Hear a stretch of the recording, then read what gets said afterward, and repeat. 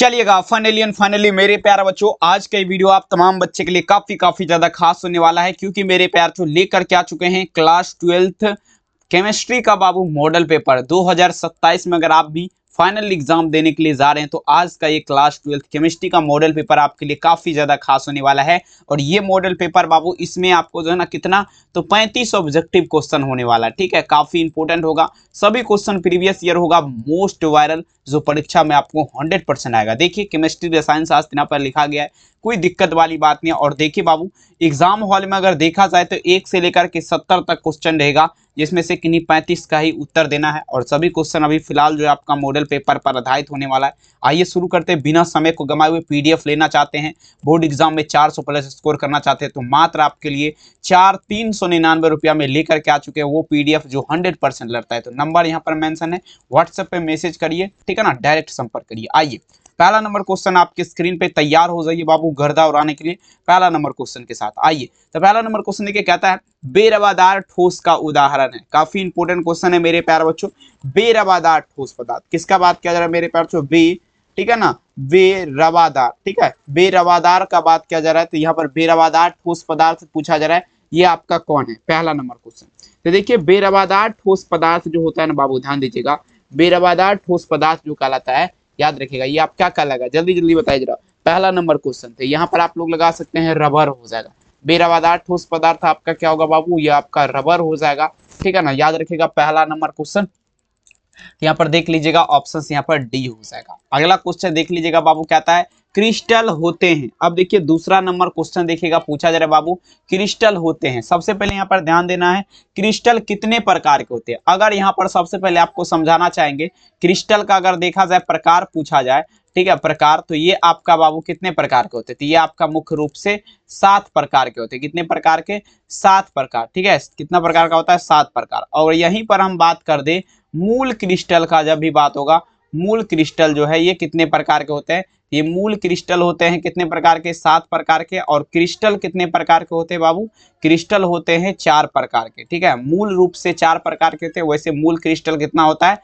7 प्रकार होता है, ठीक है। यहाँ पर देखिए क्रिस्टल कितने होते हैं? तो 4 प्रकार के, ठीक है। तो दूसरा नंबर क्वेश्चन में जवाब ऑप्शन क्या होगा? ए। अगला क्वेश्चन, घनाकार क्रिस्टल में ब्रेवेज जालक की संख्या कितनी होती है? सबसे पहले बाबू घनाकार क्रिस्टल का अगर यहाँ पर हम देखा जाए, ठीक है, घनाकार क्रिस्टल जो है इसमें ब्रेवेज जालक जो है इसकी संख्या पूछा जा रहा है कितना होता है, कमेंट सेक्शन में जवाब दीजिएगा। घनाकार क्रिस्टल जो है बाबू इसमें ब्रेवेज जालक की संख्या पूछा जा रहा है कितना होता है, ठीक है। तो देखिए घनाकार क्रिस्टल में जब भी बात होगा ब्रेवेज जालक जो होता है वो आपके कितना होता है? 3 होता है, ठीक है। तो 3 नंबर क्वेश्चन में जवाब आप लोग क्या चलेंगे? ऑप्शन नंबर यहाँ पर ए होगा। सभी से रिक्वेस्ट है, जो भी देख पा रहे बाबू वीडियो को लाइक कर दीजिएगा। चैनल पे पहली बार अगर आप जुड़े हैं सब्सक्राइब प्लीज हाथ जोड़ के रिक्वेस्ट है, जरूर करिए आप लोग, ठीक है। अब देखिए 4 नंबर क्वेश्चन क्या कहता है? शॉटकी दोष के कारण ठोस का घनत्व होता है। देख लीजिएगा 2014 के एग्जाम में ऑलरेडी क्वेश्चन ये पूछा गया, काफी इंपोर्टेंट क्वेश्चन है। Density of solid due to Schottky defect का बात किया जा रहा है। मतलब देखिए शॉटकी दोष के कारण जो है ना ठोस का घनत्व जो है क्या होता है बाबू, ठीक है। तो देखिए शॉटकी दोष जो है ना बाबू, इसके कारण ठोस का घनत्व कम जाता है, मतलब घट जाता है, डिक्रीज हो जाएगा। 4 नंबर में जवाब आप लोग क्या चलेंगे? ऑप्शन यहाँ पर क्या होगा? बी इसका उत्तर हो जाएगा। समझ रहे ना बात को, एक भी नहीं छूटेगा, बशर्ते पूरा क्लास देखिएगा। पीडीएफ के लिए इस नंबर पे आप लोग संपर्क कर सकते हैं। प्राइस का अगर देखा जाए तो आपको 399 लग रहा है, तो संपर्क आप लोग जरूर करिएगा, ठीक है, क्योंकि एग्जाम में अगर अच्छे नंबर लाना चाहते हो जरूर संपर्क करिए। आइए, पिटवा लोहा में कार्बन का परमाणु प्रतिशत पाई जाती है। देख लीजिएगा बाबू, पिटवा लोहा जो है इसमें कार्बन का परमाणु प्रतिशत पूछा जा रहा है, पाई जाती है। पिटवा लोहा जो है उसमें कार्बन का कितना प्रतिशत परमाणु पाया जाता है, ठीक है। 5 नंबर क्वेश्चन, तो देखिए उसमें जो है ना 0.2% पाया जाता है। कितना? 0.2%। तो 5 नंबर में जवाब आप लोग क्या चलेंगे? ऑप्शन नंबर यहाँ पर सी हो जाएगा, 0.2% हो जाएगा, ठीक है। अगला देखिएगा, कहता है निम्नलिखित में से कौन संक्रमण धातु आयन प्रति चुंबकीय है? अब देखिए प्रति चुंबक मतलब होता है डायमैग्नेटिक, ठीक है। कौन सा ऐसा संक्रमण धातु है जो आपका प्रति चुंबकीय है? तो देखिए डायमैग्नेटिक जो है ना बाबू, ध्यान दीजिएगा 6 नंबर क्वेश्चन, तो आपका क्या होगा? 6 नंबर में अगर देखा जाए बाबू तो यहाँ पर क्या होगा? Zn2+ आयन हो जाएगा। तो यहाँ पर ये आपका क्या है? ये डायमैग्नेटिक है, ठीक है। यहाँ पर देख लीजिएगा ऑप्शंस क्या होगा? डी इसका राइट आंसर होगा, ठीक है। अगला क्वेश्चन है कि भूपर्पट्टी पर सर्वाधिक पाए जाने वाला तत्व क्या है? The most common elements found in this earth. ध्यान दीजिएगा, मतलब देखिए भूपर्पट्टी पर भूपर्पटी पर सबसे ज्यादा पाया जाने वाला तत्व बता दीजिए क्या है। तो देखिए सबसे ज्यादा जो है ना बाबू ये आपका क्या पाया जाता है, सबसे ज्यादा अगर बात किया जाए 7 नंबर क्वेश्चन, ये आपका एल्यूमिनियम पाया जाता है। क्या पाया जाता है? एल्यूमिनियम पाया जाता है। 7 नंबर में जवाब आप लोग क्या चलेंगे? ऑप्शन यहाँ पर डी हो जाएगा, एल्यूमिनियम हो जाएगा। अगला क्वेश्चन कहता है ढलवा लोहा में कार्बन की परमाणु प्रतिशत पाई जाती है, कमेंट सेक्शन में जवाब दीजिएगा। 7 नंबर क्वेश्चन, ठीक है। ढलवा लोहा जिसे बाबू पीट पीट करके बनाया जाता है, समझने का कोशिश करेगा, सभी बच्चे लगाते चलेंगे। कहता है ढलवा लोहा में कार्बन का परमाणु प्रतिशत पाई जाती है, तो देख लीजिएगा बाबू ये आपका कितना हो जाएगा। ढलवा लोहा का जब भी बात होगा ना, इसमें कार्बन जो है ना परमाणु प्रतिशत पूछा जा रहा है कितना होता है, तो देखेंगे 4.3%। लगभग अगर देखा जाए यहाँ पर, अगर देखा जाए ना तो यहाँ पर क्या होगा, यहाँ पर देख लीजिए, यहाँ पर देखिए 4% आंसर हो जाएगा, ठीक है। कोई दिक्कत नहीं होना चाहिए। आइए कहता है मेरे प्यार से देख लीजिए, पूछा जा रहा है क्या, निम्नलिखित में से कौन सा तत्व परिवर्तीय संयोजकता दर्शाता है। तो देख लीजिए परिवर्तनीय संयोजकता जो आपका दर्शाएगा, ठीक है, परिवर्तनीय संयोजकता आपका पूछा जा रहा है कौन सा एलिमेंट्स दर्शाएगा, ठीक है। तो ये बाबू आपका जो है ना कौन सा दर्शाएगा, तो यहाँ पर आप लोग क्या समझते हैं, देखेंगे परिवर्तनीय संयोजकता जो दर्शाएगा, तो यहाँ पर आपका क्या हो जाएगा 8 नंबर क्वेश्चन। तो ये आपका देखेंगे वर्ग 3 से 11 के तत्व दिखाएंगे, ठीक है। तो यहाँ पर आप लोग क्या लग जाएंगे, ऑप्शन नंबर यहाँ पर सी हो जाएगा, ठीक है। हमेशा स्वतंत्र अवस्था में पाए जाने वाला देख लीजिएगा धातु क्या है, सभी बच्चे लगाए जरा। हमेशा कहता है हमेशा स्वतंत्र अवस्था में पाया जाने वाला धातु क्या है, तो देख लीजिए बाबू हमेशा स्वतंत्र अवस्था में जो है ना ये आपका बाबू सोना चांदी प्लेटिनियम, ठीक है ना। अगर देखा जाए पीटी हो जाएगा, सोना देखेंगे सोना हो जाएगा और प्लेटिनियम हो जाएगा, ठीक है। यहाँ पर देख लीजिएगा ऑप्शंस क्या होगा, 9 नंबर में जवाब आप लोग ऑप्शन नंबर ए दे सकते हैं, ठीक है। चलिए बिल्कुल, कहते हैं मंजिल उन्हीं को मिलता है जिसके सपनों में जान होती है, पंखों से कुछ नहीं होता, आपके हौसलों सुनाते। बिल्कुल बेहतरीन तरीके से तैयारी करिए ताकि परीक्षा में बिल्कुल गर्दा गर्दा हो जाए। कहता है सेल जिसमें रासायनिक ऊर्जा को विद्युत ऊर्जा में बदलता है वो आपका क्या कहलाता है, लगाते चलेंगे। कहता है सेल जिसमें रासायनिक ऊर्जा को विद्युत ऊर्जा में बदला जाता है वो आपका क्या कहलाता है, तो देख लीजिएगा बाबू किसका बात किया जा रहा है, chemical energy into convert electrical energy का बात किया जा रहा है, तो बता दीजिए आपका क्या कहलाएगा। तो ये आपका गैल्वेनिक सेल या विल्टाइक सेल कहलाता है, मतलब गैल्वेनिक सेल यहाँ पर लगा सकते हैं, ठीक है। आंसर क्या होगा बाबू 10 नंबर क्वेश्चन का ऑप्शन नंबर बी। 11 नंबर निम्नलिखित में से कौन सबसे शक्तिशाली ऑक्सीकारक पदार्थ है, कहता है which of the following is a most powerful, ध्यान दीजिएगा बाबू, ठीक है ना। अब देखेंगे रिडोकेटिंग सब्सटेंस का बात किया जा रहा है, मतलब देखेंगे सबसे पावरफुल बता दीजिएगा क्या हो जाएगा, ठीक है, सबसे मोस्ट पावरफुल। तो देखेंगे ये आपका फ्लोरीन हो जाएगा, फ्लोरीन आपका क्या है सबसे ज्यादा पावरफुल है, ऑप्शन क्या होगा ए इसका आंसर हो जाएगा। अब देखिए कहता है फैराडे के विद्युत विच्छेदन का द्वितीय नियम ये आपका संबंधित है, सभी बच्चे लगाते चलेंगे। तो देखिए फैराडे के विद्युत अपघटन का पूछा है, Faraday second law of electrolyte breakdown is related to dash, ये देखिए विद्युत अपघटन जो है बाबू इसके समतुल्य भार से संबंधित है, ठीक है। तो 12 नंबर में जवाब आप लोग क्या चलेंगे, ऑप्शन नंबर यहाँ पर क्या होगा बी, विद्युत अपघटन के समतुल्य भार से। अगला क्वेश्चन देखिएगा इलेक्ट्रॉन पर आवेश आपका क्या होता है, the electron has a charge, जिसका बात किया जा रहा है। तो देखिए इलेक्ट्रॉन पर आवेश का बात किया जा रहा है, ठीक है। तो 1.6 इंटू क्या होगा 10⁻⁻19 कूलम, यहाँ पर देख लीजिएगा, यहाँ पर क्या चलेंगे, ऑप्शन नंबर यहाँ पर बी हो जाएगा, बी वाला आंसर आप लोग लगा सकते हैं, ठीक है ना। चलिए अगला क्वेश्चन देखिए विशिष्ट प्रतिरोध की इकाई होती है, विशिष्ट प्रतिरोध the unit of specific resistance का बात किया जा रहा है।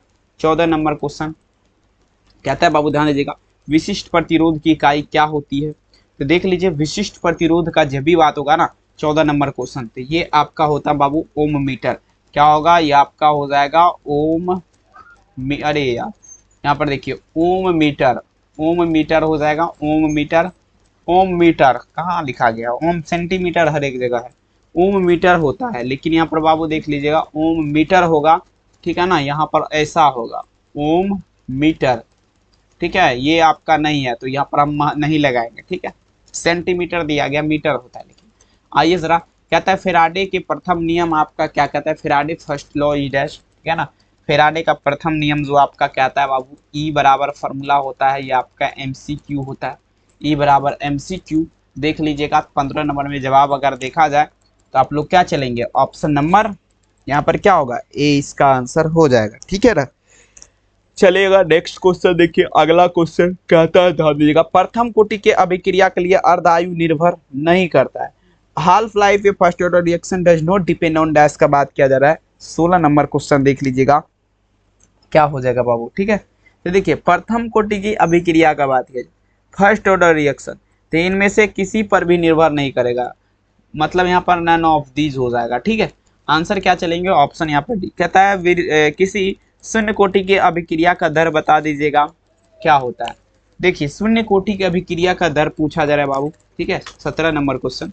शून्य कोटि की अभिक्रिया का दर जो है ना, ये क्या होता है, निश्चित होता है। क्या मतलब मेरे प्यार, इनफिक्स्ड जिसे बोला जाता है, निश्चित होता है। अगला क्वेश्चन देखिएगा, आर्हेनियस समीकरण क्या कहता है, आर्हेनियस इक्वेशन का बात किया जा रहा है। ठीक है, तो देखिए आर्हेनियस समीकरण जो फॉर्मूला होता है, ठीक है, आप लोग को पता होना चाहिए, के बराबर जो फॉर्मूला होता है वो आपका ए माइनस क्या होता है, ई ए बटे में आप लोग क्या चलेंगे, आर टी। के बराबर ए माइनस ये बटा आर टी, तो यहाँ पर देख लीजिएगा के बराबर ए माइनस ये बटा आर टी। 18 नंबर क्वेश्चन में आंसर क्या होगा, ऑप्शन नंबर यहाँ पर ए हो जाएगा। अगला क्वेश्चन देखिएगा क्या कह रहा है, अर्ध पारगम में झिल्ली से देखेंगे परासरण की क्रिया में निकल पाते हैं। देखिए सबसे पहले यहाँ पर समझिएगा, अर्ध पारगम में झिल्ली का बात किया जा रहा है, तो अर्ध पारगम में झिल्ली में ना विलायक के अणु निकलता है, विलय के अणु नहीं।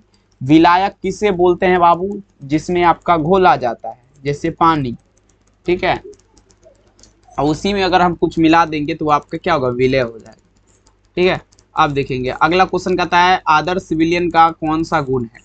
अब देखिए क्या आता है, which of the following properties of ideal solution का बात किया जा रहा है।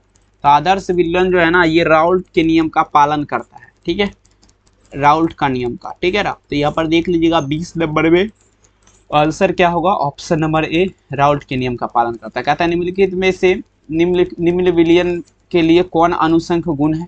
अनुसंख गुण आपका क्या होगा, which of the following molecular properties of solution का बात किया जा रहा है। ठीक है, तो देखिए ये आपका हो जाएगा बाबू ऑस्मोसिस, मतलब आपका क्या होगा, परासरण।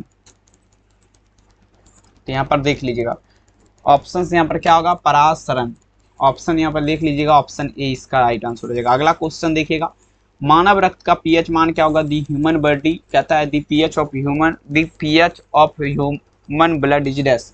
ठीक है, थोड़ा वॉइस कम। ठीक है, यहाँ पर देख लीजिएगा क्या होगा, यहाँ पर मानव रक्त का पीएच मान क्या चलेंगे, तो देख लीजिए यहाँ पर आपका 7 पॉइंट क्या होगा, 4 होता है। ठीक है, तो ऑप्शन क्या होगा, सी इसका आंसर हो जाएगा। ये सब केमिस्ट्री में कहाँ से देखने के लिए मिल रहा है, चलिए कोई बात नहीं। कहता है देखिएगा बाबू, किसी घोल का परासरण दाब का संबंध दिया जाता है, the relation between osmotic pressure is solution given का बात किया जा रहा है।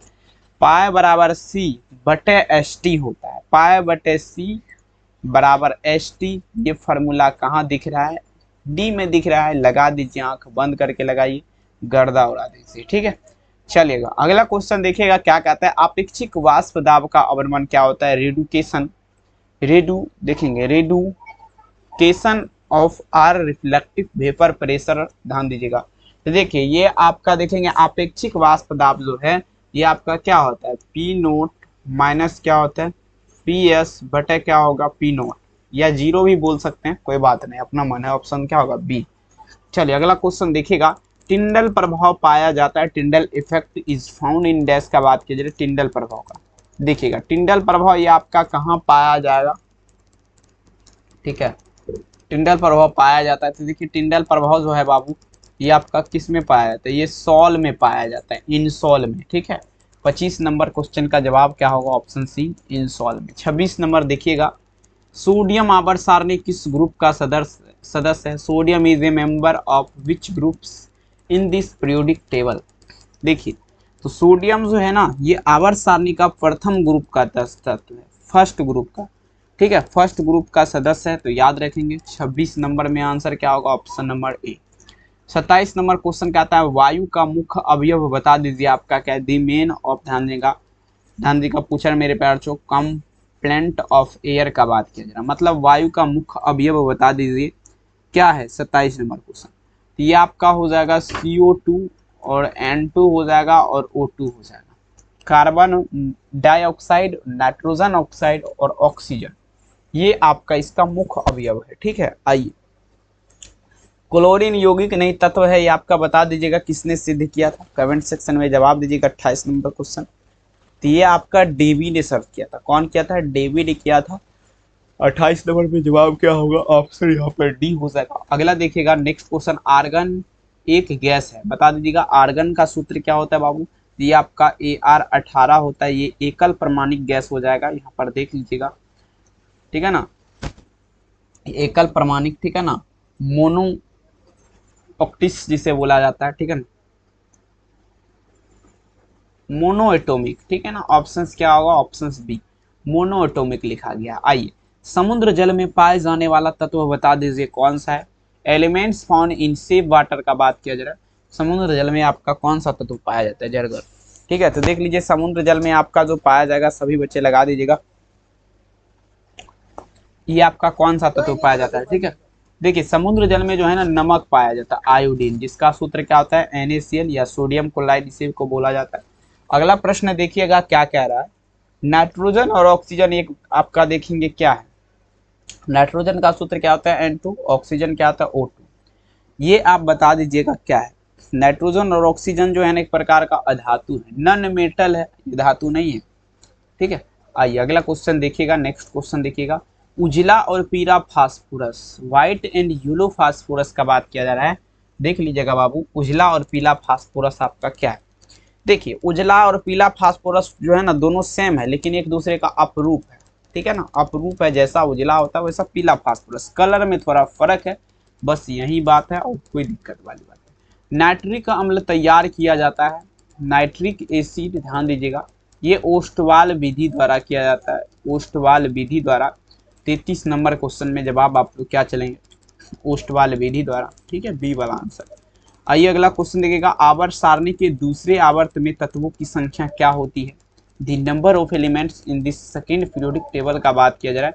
आवर्त सारणी जो है दूसरे आवर्त में, देखिए पहला में अगर देखा जाए ना तो 2 गो इलेक्ट्रॉन रहता है, दूसरा में 8 रहता है, 2 8 18 28 32 इसी प्रकार से बढ़ते जाएगा।